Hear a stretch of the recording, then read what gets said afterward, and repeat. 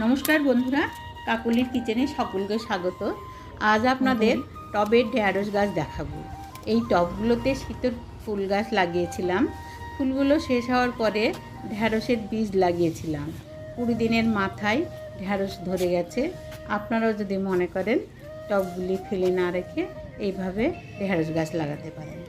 আমি শুধুমাত্র জল আর খোল ব্যবহার করে এত সুন্দর ঢেঁড়স গাছ তৈরি করেছি। রাসায়নিক সার ছাড়াই এগুলো তৈরি হয়েছে, সেই কারণে এগুলি খুব সুস্বাদু খেতে হয়েছে। আর এই যে লঙ্কা গাছ দেখছেন, এই গাছগুলি আমি লঙ্কা গাছগুলি লাগিয়েছি আমার বিয়ের ট্রাঙ্কটি ভেঙে গিয়েছিল, তাতে মাটি দিয়ে শুধুমাত্র চা পাতা পচিয়ে এই গাছগুলো লাগিয়েছি।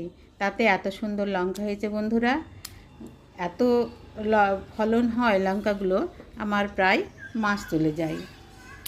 আপনারা যদি মনে করেন এই ধরনের চাষ করতে পারেন, বাড়িতে জায়গা নেই, কয়েকটা ফেলে রাখা জিনিসে আপনি মাটি পুঁতে এগুলো লাগাতে পারেন। আমি আজ ঢেঁড়স ভাজা করেছি, কালকে ঢেঁড়সের রসা করেছিলাম।